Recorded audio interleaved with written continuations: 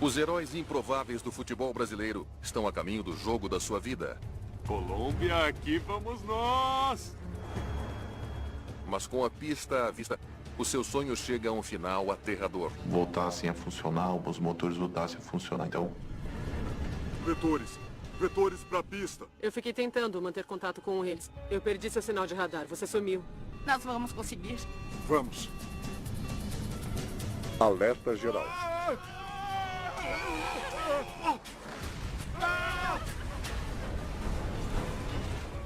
Enquanto o mundo do futebol fica de luto, os investigadores estão sob uma pressão incrível. Conte-me o que houve antes de declarar em emergência. Mas o rastro de evidências leva a um lugar que eles nunca esperariam. Ficamos completamente chocados. Eles deveriam ter conseguido passar. É um insulto somado à injúria numa escala impensável.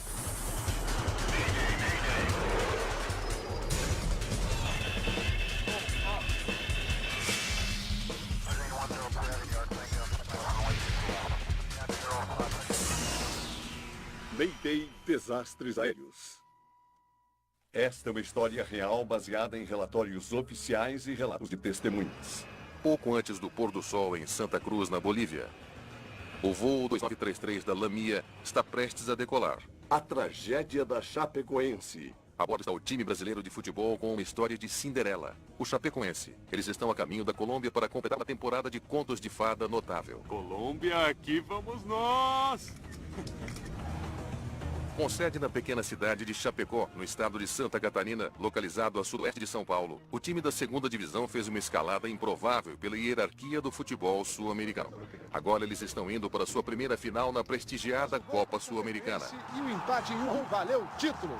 Chapecoense. Para os torcedores e para os jogadores da Chapecoense, era uma grande façanha. Bruno Rangel, gol da Chapecoense. O lateral Alan Ruschel e o goleiro reserva Jackson Follman ficaram amigos enquanto jogavam juntos pela Chapecoense.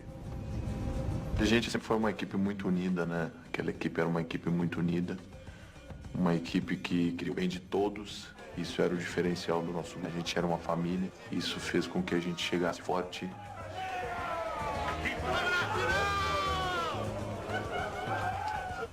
O time contratou uma pequena companhia aérea boliviana chamada Lamia para levá-los para Medellín.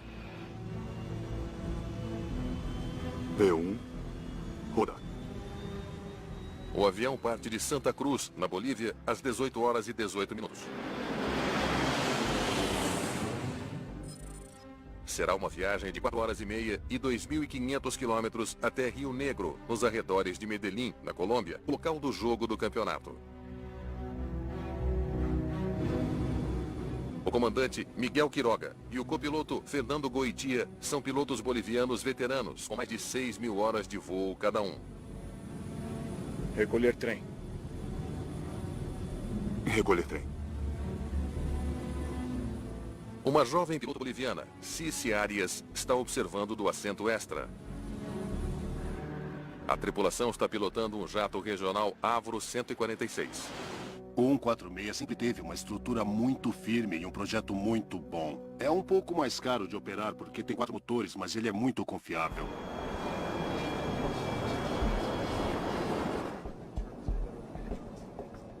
No avião, o time se acomoda para o voo noturno. Tava todo mundo muito feliz e muito ansioso para que chegasse logo a Colômbia, né? O país da Colômbia. Para logo concentrar e no dia seguinte fazer aquela primeira grande final.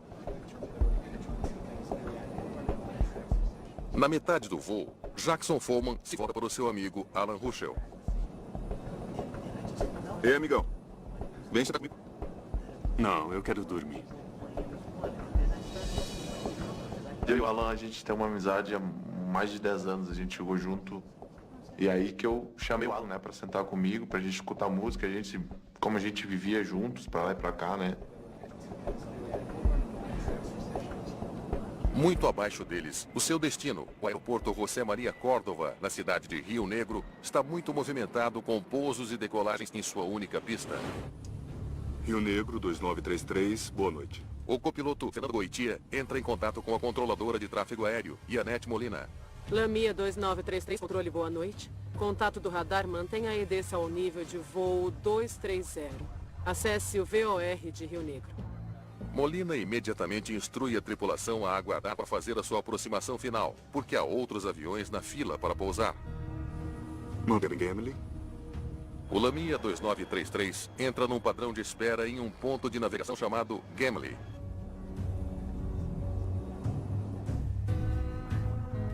Alguns minutos depois, um pedido da cabine de comando do Lamia surpreende Molina. Lamia 2933, solicito prioridade para aproximação. Temos um problema de combustível. Disse que está solicitando prioridade para pouso e que tem um problema de combustível, correto? Afirmativo. Quando pede prioridade, está pedindo para que, se eles conseguirem encaixá-la, você possa pousar um pouco mais rápido. Mantenha o rumo atual e aguarde para continuar a sua descida. Mantendo o rumo atual e aguardando para descer. Para abrir espaço para o Lamia, Molina começa a redirecionar os outros aviões. Avianca 9771, preciso que inicie a sua aproximação. Prepare a tripulação para o pouso.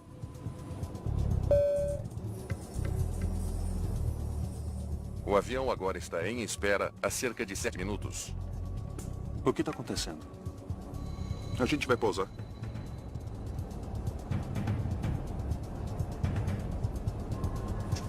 Lamia 2933. Solicito vetores de entrada. Aguarde, tem uma aeronave abaixo de você em aproximação. Além disso, estão fazendo uma inspeção de pista. Mas a situação na cabine de comando, de repente, se tornou mais urgente. Temos uma emergência de combustível. É por isso que estou pedindo a aproximação final agora. Solicito descida imediata. O que é muito incomum também é declarar uma prioridade e então, 30 segundos depois, dizer que está sem combustível. Lamia 293, vira direita agora para iniciar a sua descida. Você tem tráfego 1,5 km abaixo.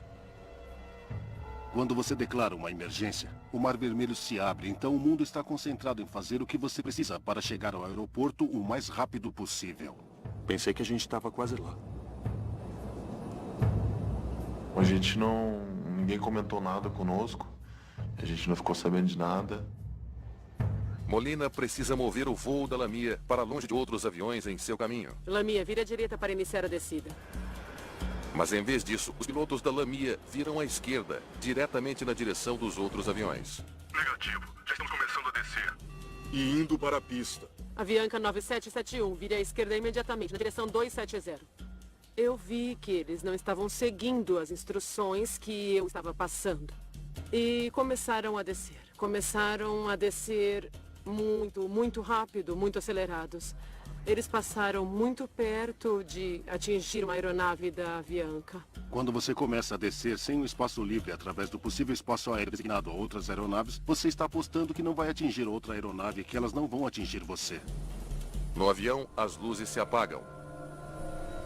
Os motores ficam em silêncio. Os passageiros sentem o avião caindo. Na verdade, na hora da queda eu não lembro de nada, né? Eu não lembro de nada na hora da queda.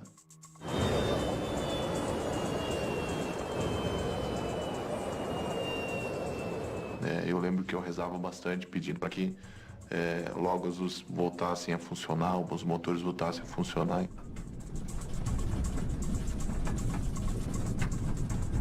2933. Falha elétrica total. Sem combustível. A pista está livre. Bombeiros em prontidão. Fala que precisamos de vetores. Vetores. Vetores para a pista. A tripulação precisa que a controladora lhes dê instruções para chegarem à pista, mas o avião desapareceu do radar dela. Eu continuei dando instruções a eles. Eu ficava dizendo que a pista estava livre e que os bombeiros estavam de prontidão. Eu perdi seu sinal de radar. Você sumiu. Informe seu rumo agora. Rumo 360. 360. 2.700 metros. Vetores. Vetores. Quando me disseram que a altitude da aeronave era de 2.700 metros, aí eu pensei o pior. Meu Deus, por favor, nos ajude, por favor. Nos ajude, ai meu Deus. Você não tem pra onde correr, tem que não, eu Tem muito desespero, né? Eu não queria morrer assim, não queria que ninguém morresse, enfim, então... Eu só conseguia pensar no meu filho, que é piloto, e eu queria ser Deus para conseguir estender a mão e salvar aquele avião. Foi difícil, extremamente difícil, e eu não conseguia acreditar, não acreditava no que estava acontecendo.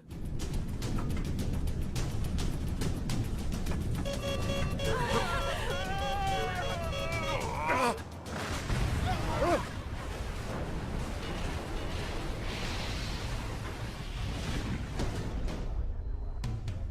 2933, responda. 2933, responda. Uma aeronave desapareceu. Saiu do radar. As comunicações de rádio foram perdidas. Molina está perplexa com o que acaba de acontecer em seu turno.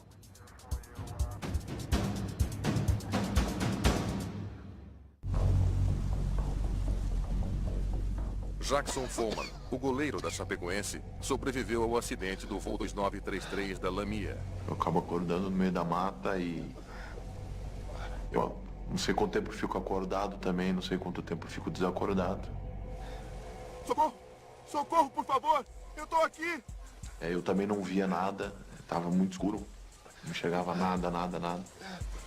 Então eu lembro que uma pessoa chegou até mim, me pegou na minha mão, pediu meu nome, pediu minha idade e falou pra mim ter calma que ela ia me tirar dali, daquele lugar. Equipes de emergência correm para o local do acidente. A maioria dos passageiros morreu. Mas, incrivelmente, 7 deles ainda estão vivos. Além de Jackson Foreman, 3 outros jogadores da Chapecoense sobreviveram. Alan Rochel, Hélio Neto e Danilo Padilha. 70 pessoas morreram, fazendo desta uma das piores tragédias da história do esporte. Desastre de avião é uma notícia que se espalha rapidamente. Você vai e liga para uma CNN, para uma National, para uma companhia, para uma Fox News, para uma coisa, já está lá falando do acidente, qualquer que seja o acidente. A luz da manhã revela toda a extensão da tragédia. O avião da Lamia atingiu o cume de uma montanha de 2.650 metros, chamada Cerro Gordo. O grupo de investigação de acidentes com aeronaves da Colômbia não perde tempo e começa a trabalhar. Uma equipe está no local ao amanhecer, com Julián Echeverri no comando. Olha, parece que a fuselagem girou 180 graus. Os destroços do avião que estavam no chão nos mostraram a posição dele em relação à pista e as prováveis intenções da tripulação de se dirigir para lá. Echeverri e sua equipe trabalham sem parar, coletando evidências na montanha. O trem de pouso estava abaixado.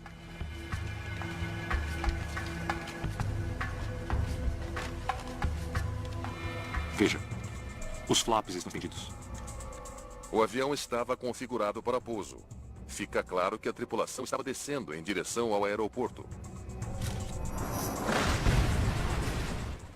Mas caiu a 16 quilômetros da pista. Para acabar com esta aeronave nas montanhas a 16 quilômetros de distância, a apenas 16 quilômetros da pista, isso é um insulto somado à injúria numa escala impensável.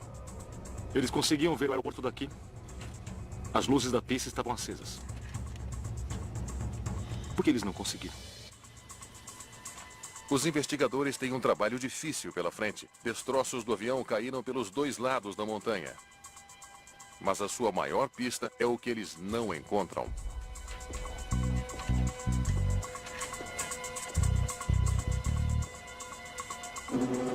Sem marcas de queimado. Também sem cheiro de combustível. No local do acidente, havia um cheiro muito leve mesmo de combustível.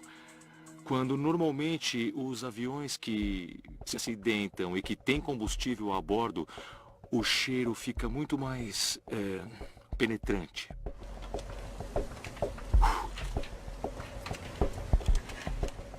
Os indicadores de nível de combustível estão em 0. O avião estava sem combustível. Mas com certeza, nós ficamos surpresos. Não é uma coisa comum que um avião desse tamanho e que transporte passageiros tenha um esgotamento de combustível. Foi uma situação atípica. Os investigadores ficam intrigados. Por que o avião ficou sem combustível? Foi um vazamento? Os motores 1 e 4 estão lá em cima. O 2 e o 3 estão aqui nos destroços. Todos os 4 motores são localizados e examinados. Não há sinal de fogo ou falha. Eles concluem que os motores funcionaram até o combustível acabar. A questão é, para começar, como o combustível ficou tão baixo? Foi uma falha mecânica ou um erro humano?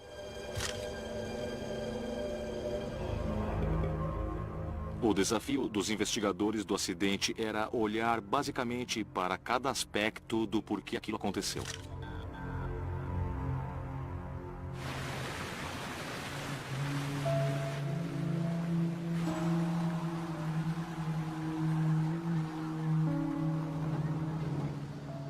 Todo o mundo do futebol está de luto.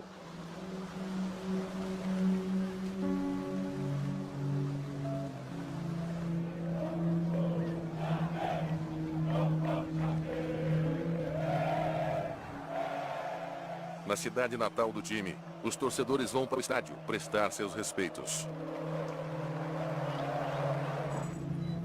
Um dos jogadores sobreviventes, Danilo Padilha, sucumbiu aos ferimentos. Os 3 jogadores restantes estão em terapia intensiva. Hélio Neto acabou de acordar de um coma. Alan Ruschel precisa de uma cirurgia na coluna. Jackson Foreman precisa ter a sua perna direita amputada. Primeira frase que eu falo, eu preferia minha vida do que minha perna.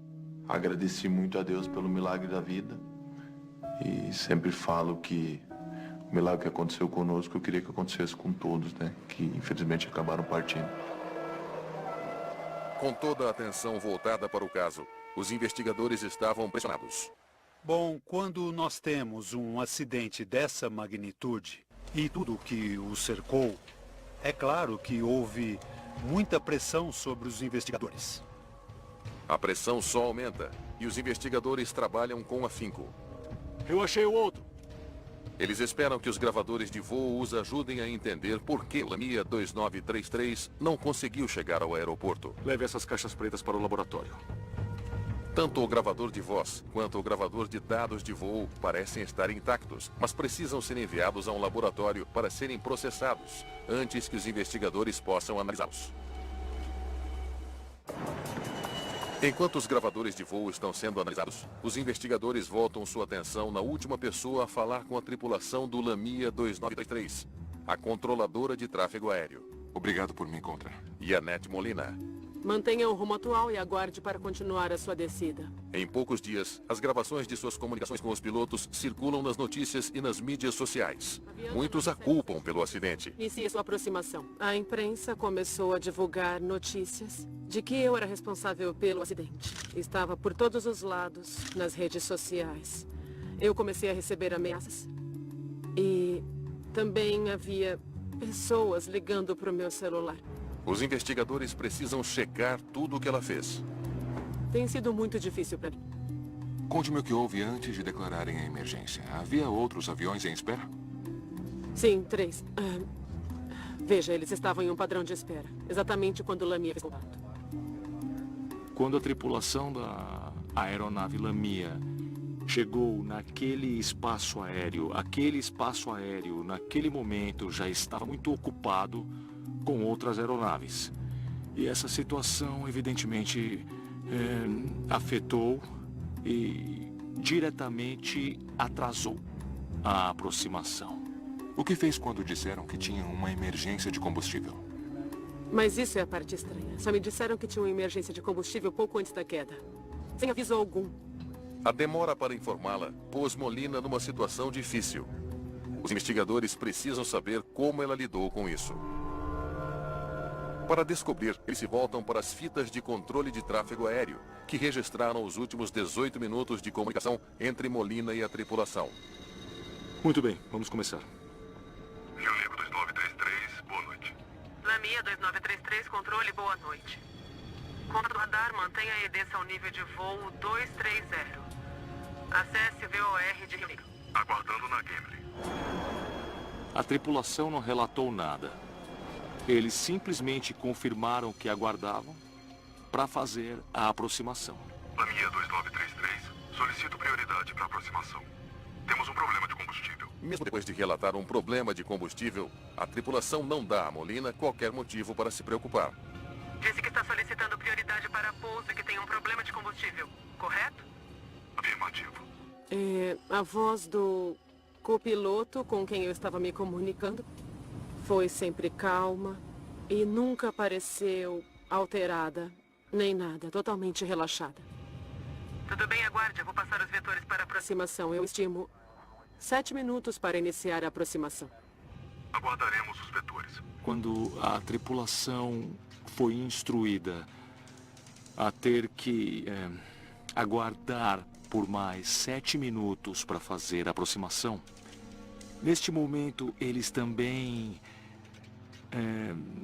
não relataram que a aeronave se encontrava em estado crítico. De quanto tempo precisa para iniciar a aproximação 2933? Apenas quando Molina indaga, a tripulação finalmente fala. Temos uma emergência de combustível. É por isso que estou pedindo a aproximação final agora. Solicito descida imediata. Pausa. Eles declararam uma emergência de combustível 7 minutos depois de entrar no padrão de espera. Por que esperar tanto? Quando uma aeronave fica sem combustível, tem uma indicação na cabine de esgotamento iminente através de uma luz. Essa situação deve ser declarada pela tripulação como Mayday, Mayday. Eles viraram para a esquerda aqui, em direção à pista. Virar à esquerda põe o voo 2933 no caminho de outros aviões em padrão de espera. Continue. Lamia 2933, vire à direita agora para iniciar a sua descida. Negativo, já estamos começando a descer. E nos dirigindo para a pista. Momentos depois, a tripulação informa que o avião perdeu a energia. 2933, falha elétrica total, sem combustível. Pare. Eles não explicaram a situação até ser muito tarde. Ela não pôde fazer nada. Os investigadores concluem que Molina fez o que pôde para ajudar o Lamia 2933 naqueles momentos estressantes antes da queda. Mas as gravações levantam outra questão. Tem uma coisa que eu não entendo. Os avisos de combustível deviam ter disparado antes do início da aproximação. Mas eles só declararam uma emergência aqui. Echeverri e sua equipe precisam saber por que os pilotos demoraram tanto para declarar uma emergência. O sistema de alerta de combustível do avião deu pane. Eles torcem para que o gravador de dados de voo tenha as respostas. Os investigadores estão prontos para analisar as informações do gravador de dados de voo do Lamia 2933. Vamos isolar a taxa de fluxo de combustível. Se houve um vazamento, outro problema deve aparecer. Muito bem, vamos lá. Eles imaginam se um vazamento fez com que o combustível fluísse rápido demais, levando a um desligamento inesperado dos motores. Este avião tem 3 tanques de combustível principais. O tanque central constantemente passa combustível para os tanques esquerdo e direito, e de lá ele é bombeado para os motores. Estão consumindo pouco mais de 450 quilos de combustível por hora durante o voo. É bem constante. O consumo de combustível, segundo o gravador de dados do voo, foi um consumo normal durante todo o desenvolvimento do voo. O sistema de combustível está ok. Vamos ver o sistema de alerta. O gravador de dados também registra quando alertas de baixo nível de combustível são acionados. Se ele sofreu uma pane, ele pode não ter avisado os pilotos até que fosse tarde demais. O alerta dispara aqui, às 21h15. Isso não pode estar certo.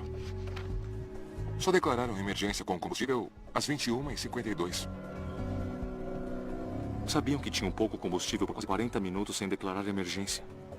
Os investigadores não conseguem acreditar no que estão vendo. Às 21h15, a luz de advertência de baixo combustível acende. Pouco combustível. Isso deve ser a cerca de 290 quilômetros de Medellín. Deveriam ter pousado num lugar mais próximo. Eles estão aqui e o aeroporto de Bogotá está aqui. A 125 quilômetros de distância. Por que não pousar em Bogotá? Segundo o fabricante, quando a advertência de baixo consumo de combustível vem nessa aeronave, você tem a garantia de apenas mais 23 minutos de voo. Naquele exato momento, eles deveriam ter dito onde podemos pousar este avião. A advertência vem aqui. E em vez de aterrissar em Bogotá, eles viajam por mais 29 minutos até a área de espera. E eles concordam em aguardar por mais 7 minutos. E não comunicam à controladora sobre o aviso de pouco combustível. É um desvio claro da conduta que os pilotos devem seguir. Como depois de todo esse tempo, e todo esse esforço, e todo esse treino, e todo esse conhecimento, tem pessoas se desviando tanto a ponto de se colocar em uma situação quase garantida de um desastre? Por que não declarar uma emergência de combustível mais cedo? E tem mais uma coisa que não faz sentido. 40 minutos depois da advertência, os motores pararam. O avião estava a 24 quilômetros do aeroporto e a quase 4.800 metros de altitude. Altos o bastante para planar até a pista. A montanha tem 2.600 metros. Eles deviam ter conseguido passar. Os investigadores fazem outra descoberta surpreendente. A tripulação baixou o trem de pouso a quase 4.800 metros de altitude. 1 minuto depois, os pilotos estenderam os flaps para 33 graus, a posição correta para o pouso. Baixaram o trem de pouso aqui e então estenderam os flaps aqui. Mas há um grande problema: o timing. A essa altitude, baixar o trem de pouso e os flaps a essa altura criou uma grande resistência aerodinâmica que foi bastante evidenciada pela perda de altitude da aeronave nos últimos instantes do acidente. Eles se configuram para um pouso e começam a cair como uma pedra. A tripulação não teria conseguido baixar o trem de pouso e também não teria conseguido estender os flaps depois que todos os motores estivessem desligados. Então eles fizeram isso mais cedo, antes dos motores apagarem. Então você olha para isso e diz: meu Deus, vocês violaram os procedimentos básicos. Nós sabemos como nos manter seguros. Sabemos como não ficar sem combustível no ar. E vocês não fizeram uma única coisa de acordo com as regras. Por que pilotos comerciais agiriam de uma forma tão imprudente? Os investigadores agora se voltam para o CVR, o gravador de voz da cabine de comando. Parece que temos um problema. O que foi? É o CVR. Parou de gravar no meio do voo, muito antes da queda. Como isso aconteceu? 1 hora e 40 minutos antes do final do voo, o gravador para. Os investigadores não têm como saber quais palavras foram trocadas entre a tripulação nos momentos anteriores ao acidente. É um grande revés. Infelizmente, perdemos uma boa parte das transcrições do gravador de voz da cabine. Teria sido muito bom para nós, seria muito benéfico contar com essas gravações. Para entender por que os pilotos agiram de forma tão imprudente, os investigadores buscam pistas em suas fichas de treinamento. Ambos os pilotos haviam concluído recentemente testes de proficiência para o Avro 146. Houve um acompanhamento na cidade de Zurique, alguns meses antes. E particularmente o piloto e o copiloto foram aprovados nesses exames correspondentes. No entanto, fizeram algumas observações, sugerindo algumas melhorias para esses pilotos. O comandante tinha mais de 3.400 horas na aeronave. Mas o comentário de um examinador descrevendo uma das fraquezas do piloto chama a atenção dos investigadores. Use o tempo necessário para preparar o avião em uma emergência. O copiloto foi treinado na Força Aérea Boliviana e voava havia 20 anos. Mas ele também recebeu um comentário do examinador que causa preocupação. Em relação ao copiloto, foi feita uma observação que estava relacionada a, em uma situação de emergência, ele precisaria declarar Mayday, Mayday ou Pam Pam, conforme os regulamentos. A comunicação com a torre de controle em emergências deve ser pontual. Declarar Pam Pam ou Mayday. Então os dois pilotos tiveram problemas com procedimentos de emergência. Essa foi a descoberta que melhor explicou a cadeia de eventos que levou a tripulação a não declarar emergência como deveria ter feito. Esses sinais de alerta podem explicar a falha dos pilotos em seguir os procedimentos de emergência durante a crise. Mas uma dúvida ainda maior permanece. Por que a tripulação levaria o avião ao seu limite? Eles não só forçaram os limites, eles fizeram algo realmente criminoso, porque puseram a aeronave no limite da sua capacidade de queimar combustível e colocá-la de volta no chão com segurança. As fichas de treinamento revelam que a tripulação do Lamia 2933 estava propensa a cometer erros em situações de emergência. Mas a equipe do investigador Echeverri precisa saber por que a emergência do combustível aconteceu. Um erro de planejamento de voo poderia ter sido a causa. Você me pediu para analisar o plano de voo? Bom, é bem complicado. A Lamia foi inicialmente contratada para levar o time de São Paulo para Medellín, na Colômbia. Mas houve um entrave nesse plano. Por que há tantos planos de voo? Porque eles continuaram sendo rejeitados. Já que a Lamia é uma empresa de charter boliviana, a regulamentação brasileira não permitia a realização de um voo do Brasil para a Colômbia. Somente operadores de qualquer um desses dois países poderiam fazer isso. Então o time foi obrigado a pegar um voo comercial regular para a Bolívia, de onde poderiam pegar o avião da Lamia para Medellín. A Lamia devia saber que não era possível um avião boliviano partir do Brasil. Isso indica uma falta de organização da empresa. Aqui está o plano de voo final. De Santa Cruz para Medellín. Santa Cruz para Medellín, 2.500 quilômetros. Eles tinham combustível para isso? Eu vou checar. Quando as companhias aéreas realizam as suas operações, elas precisam levar em conta o consumo de combustível. Esse é um dos pilares fundamentais das operações das companhias aéreas. Esse caso não é exceção. A aviação mantém os regimes muito específicos em termos de combustível. E isso é essencial na operação das aeronaves. Os investigadores viajam para o aeroporto de Santa Cruz, na Bolívia, onde o Lamia 2933 foi abastecido. Eles querem saber exatamente quanto ele levava nos tanques antes de decolar. Tem um registro de quanto combustível colocou no voo 2933? Eu tenho, sim. Aqui diz que você colocou 1.635 quilos. As quantidades de combustível devem ser calculadas com base na queima de combustível esperada, que tem a ver com o peso, tem a ver com a altitude. O avião chegou ao aeroporto de Santa Cruz com 7.437 quilos de combustível. O funcionário completou a ponto de chegar a 9.071 quilos, deixando os tanques quase cheios. Então eles decolaram com quase 9.100 quilos de combustível. Era o suficiente? Táxi antes da decolagem vão gastar 200 quilos. Juliana Echeverri e sua equipe calculam quanto combustível seria legalmente necessário para o avião fazer um voo direto para Medellín. Você tem que ter combustível suficiente para decolar, voar até seu destino e pousar. Você tem que ter combustível para descer, fazer uma aproximação e subir de novo. Aí você tem que ter combustível para voar para um destino alternativo e aguardar por 30 minutos, se for uma ilha remota, por mais tempo que isso. E então, para descer e pousar. E o total é de 12.052 quilos. Então, nos tanques faltavam cerca de 3.000 quilos. Saíram com o suficiente para levá-los a Medellín, mas nem uma gota a mais. O avião só poderia voar 80 quilômetros a mais do que o voo planejado para Rio Negro. Ele não tinha combustível suficiente para atender às exigências legais. E resolveu ir fazer aquele voo com a margem quase que zero, entendeu?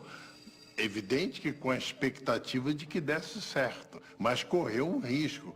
Por que os pilotos realizariam esse voo intencionalmente sem combustível suficiente? Enquanto os investigadores se aprofundam nos registros de voo da aeronave, eles descobrem um padrão preocupante.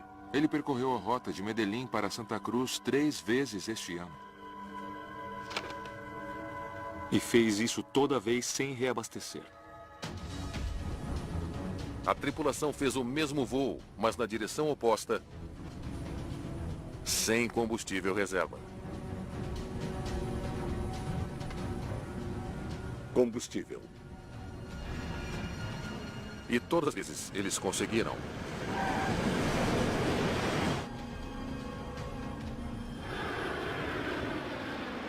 Isso os levou a cometer um erro de cálculo fatal sobre a quantidade de combustível necessária para chegar a Rio Negro. O consumo de combustível é um pouco menor, porque Rio Negro fica numa altitude maior. Você sobe uma distância menor, economizando assim mais combustível. Isso, sem dúvida, contribuiu para o avião chegar com segurança em Santa Cruz de la Sierra. Os investigadores agora precisam descobrir exatamente quando os pilotos souberam que teriam um problema com o combustível. Muito bem. Vamos ver o que eles têm a dizer. Eles decidem verificar as comunicações da cabine de comando que foram capturadas pelo gravador de voz antes dele parar de funcionar. Essa coisa tá ferrada. Temos 1.400 quilos. Isso não é suficiente. O alerta não disparou, mas já estão falando sobre o combustível. A tripulação percebeu que eles estavam consumindo mais combustível do que esperavam. Quando escutamos as gravações, e é possível escutar claramente a tripulação, definitivamente ouvimos que estavam vendo que o consumo de combustível não seria suficiente para chegarem ao destino. Qual cidade vem logo antes de Bogotá? Letícia. Você acha que está em operação? Tem mais serviços disponíveis em Bogotá. Vamos direto para Bogotá. Você até consegue escutar várias declarações entre os dois, onde eles dizem que consideram Letícia, a cidade de Letícia, ao sul da Colômbia, Cali e Bogotá como alternativas possíveis para poder reabastecer o combustível. Então os investigadores ouvem por que mudaram o plano. Laminha 2933, você está em contato de radar, confirmando que a sua rota está autorizada. Prossiga para Rio Negro via Nirso. A torre de controle mudou a rota. Nos deram uma rota direta. O controlador oferece à tripulação uma rota mais direta para Rio Negro que o planejado, reduzindo o tempo de voo e o consumo de combustível. Era uma rota mais curta. E isso fez com que eles mudassem de ideia e eles decidiram continuar o voo para Rio Negro. Nós temos o suficiente para chegar até lá? A gente tem 1.400 quilos. Devemos continuar? Vamos. Eles vão tentar.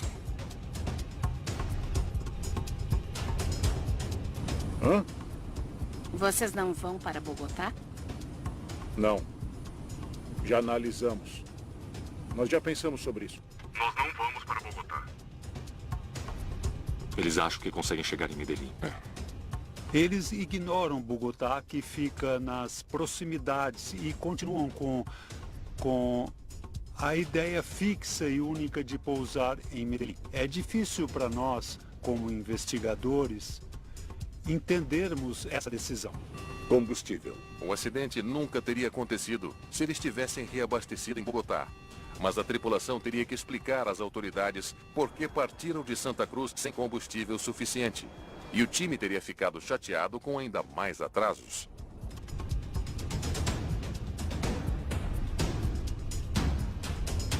Os investigadores nunca saberão o que mais os pilotos conversaram, porque o gravador de voz da cabine então desliga. Nós imaginamos os motivos que levaram a parar de funcionar. Possíveis razões incluem um problema elétrico no sistema, ou talvez ele tenha sido desligado na cabine de comando. Não é uma falha simultânea da caixa em si a explicação mais provável, mas sim que algum ser humano não quis deixar registrado o que ele estava fazendo e ele desligou o disjuntor. Essa é a minha opinião. Mas uma questão ainda incomoda os investigadores. Por que os pilotos precisariam cobrir os seus rastros? Menos de 2 meses após o acidente, a Chapecoense joga uma partida com os jogadores emprestados de outros times. Eles jogam em casa diante de 20 mil torcedores emocionados.